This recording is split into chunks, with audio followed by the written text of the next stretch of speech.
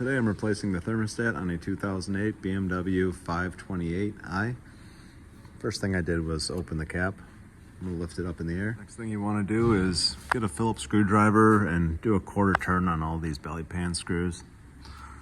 There's 4 in the back here and there's a couple on each side, and then you can pull this belly pan right off. From underneath on the right side of the radiator you'll see a little drain here. If you're doing this at home and you're trying to keep everything nice and clean, put a little hose off of that little barbed fitting at the end, and then you can turn that red little thumb screw counterclockwise and pull it out while you're doing that until it starts to drain. I'm just putting a drain pan underneath it.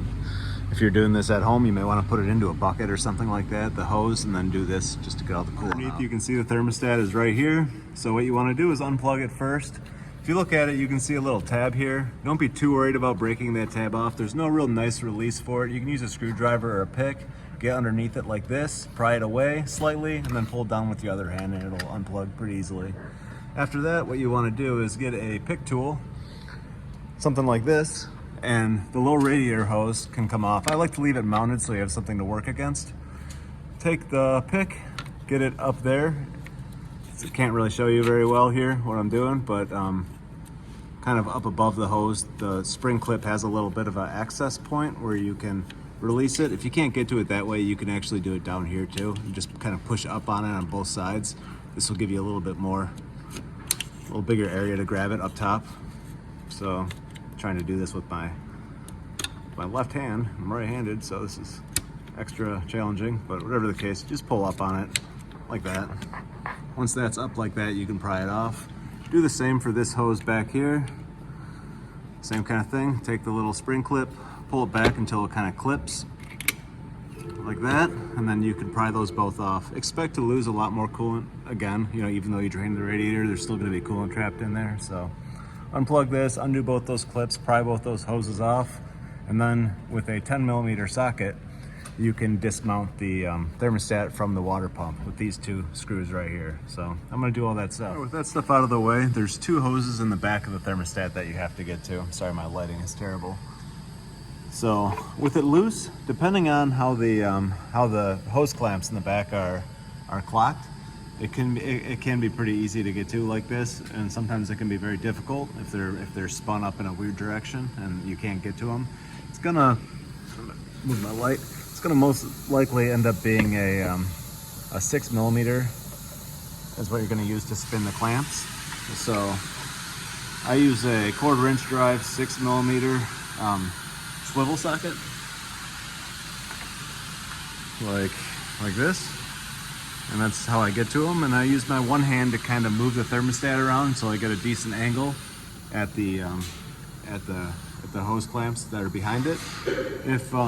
If you can't find a way of getting it into a position where you can get to those clamps, what you're going to end up having to do is remove this back pan here, just a bunch of fasteners, 8mm socket you're going to use for all of these. Remove this pan, and then you can get to the back of the thermostat housing with that out of the way a little bit easier, and that'll help you get the bolts off the back, or I'm sorry, get the hose clamps off the back of the thermostat. But as you can see, on this one, I'm going to be able to kind of pull it out a little bit and wiggle it around and get to those through the front with a swivel socket. I already kind of started loosening the one before I turn the camera on. As you can see, it's hanging down like that. So I'm going to pull that one off and then hopefully pull it out a little bit further and get to the other one. The other one, the larger pipe off the back of the thermostat, just loops around and goes right to the water pump.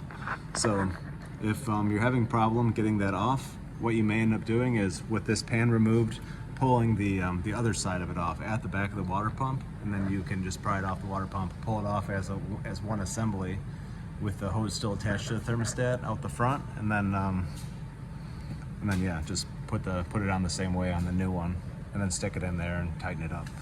But I'll show you. I'm gonna work on getting those 2 clamps off, pull the 2 hoses off the back, and then grab the thermostat out of there. All right, with that hose pulled off, I ended up kind of wiggling this thing out and removing it from the water pump side like I suggested, depending on the orientation of the clamp.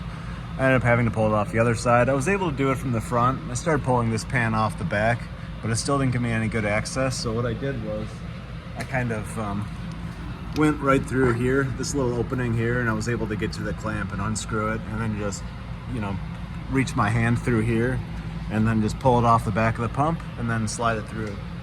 So I'm just going to pull it off like that, wiggle it out of here, and kind of take the new one and dress it up the same way, put the clamp back on, and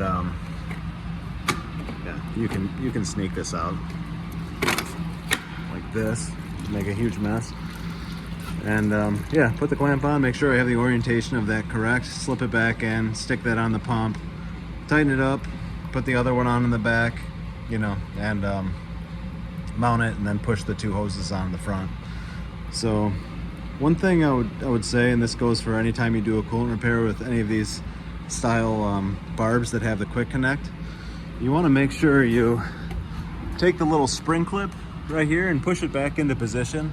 As soon as I remove it, I like to push this back in where it should be, and then grease the fitting a little bit. You know, I'm going to do it on the barb side, not on the O-ring. You could do it either way, but it makes more sense to me doing it on the barb. And push this until it clicks into place, and then make sure that the spring clip is seated correctly. Oftentimes you see these things fly off cars because they were kind of pushed on afterwards and they weren't seated all the way into the little groove on the barb. So it makes the most sense because you get an audible click when it's correct. So push this back into place, push this on until it clicks, and then give it a quick, you know, look at it real quick, and make sure you're all good there. But this job is much easier when the water pump is removed. You could remove the water pump. These bolts, if you decide to go that way and make this a little bit easier on yourself, the water pump bolts here are aluminum and they need to be replaced every time.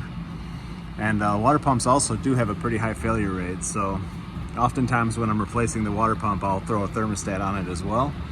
But yeah, so that's it. It is doable in place without removing the water pump, but it can be a little bit of a fight like I just showed you. So anyways, thanks for watching.